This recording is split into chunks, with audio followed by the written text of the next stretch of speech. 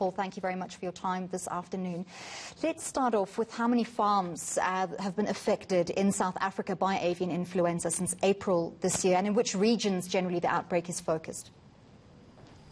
Yes, so the first outbreak was in the Gauteng area, was around about the 13th of April.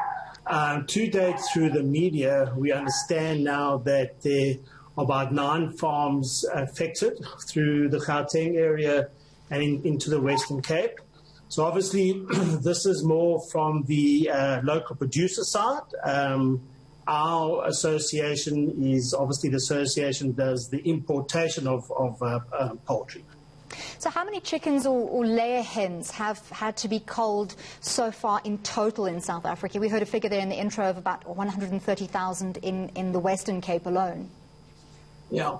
So my understanding at the moment nationally, and this was through a figure that was shared with me in a meeting on Monday, is that about 900,000 birds have been killed so far.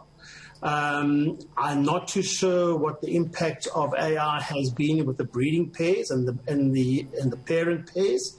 Obviously, that is where the crucial issue is for the local producers.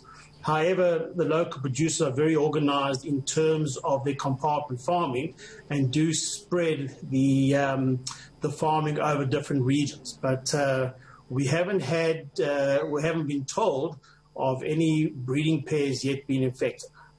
For most of our viewers, the initial main concern is whether there's any risk attached to eating chicken product or eggs at this stage. No, absolutely not. So as long as the poultry or the eggs are cooked properly at the right temperatures, there is no effect to the humans. Is the spread of bird flu due to biosecurity inefficiencies, or if not, what is the cause?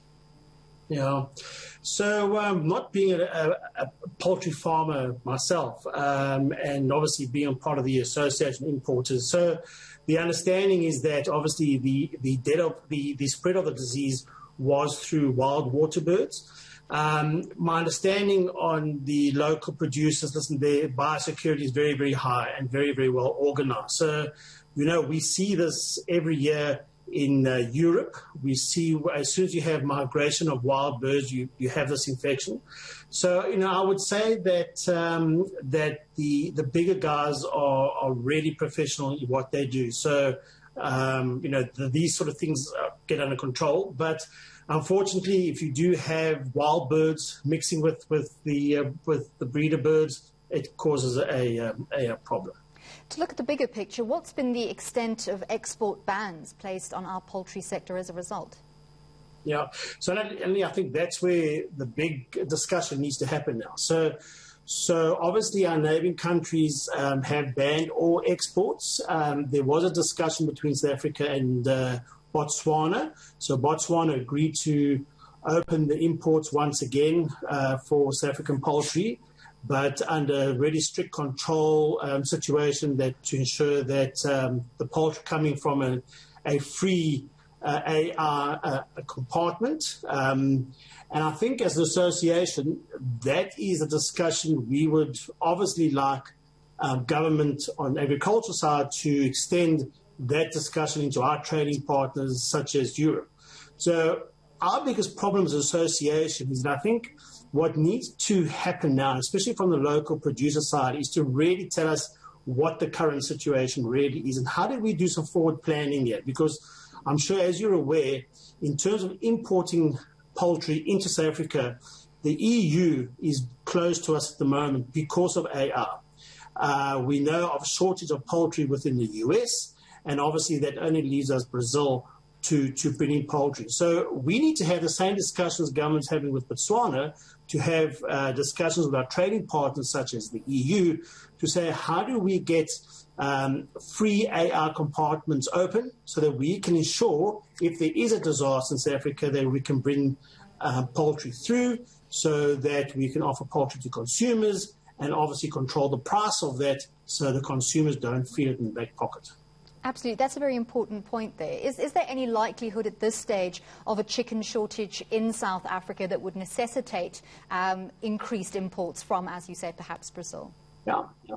So I think if we don't start planning properly, there could be a shortage of poultry, definitely.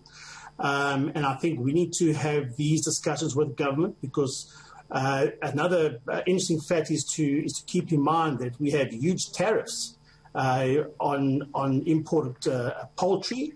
So if we have a fact that we now have a supply and demand because trade partners are closed and we can only source from certain countries, that obviously drives the price up because it's supply and demand effect, and which, if it comes back into South Africa to supply poultry to the consumer is going to have to bear that extra cost. So we should be talking to government saying, if we're heading into a disaster with AI on the local poultry side, how do we manage the process? How do we sit with government now? Is there an opportunity to get a tariff relief so that we can bring poultry in to ensure that there is going to be poultry, there won't be a shortage of poultry, and that we can keep the price correct so that the consumer won't feel the brunt at the end of the day. Paul, very quickly, because we have run out of time, but I think it's a very important question. Can humans contract avian flu, and how do they prevent that? No, humans can't get avian flu. It's more of my understanding. I'm not a scientist, but my understanding it's more within birds and within animals, not into humans. Fantastic. Thank you very much for taking the time to speak to us. That was Chicken Fact spokesperson Paul Matthews.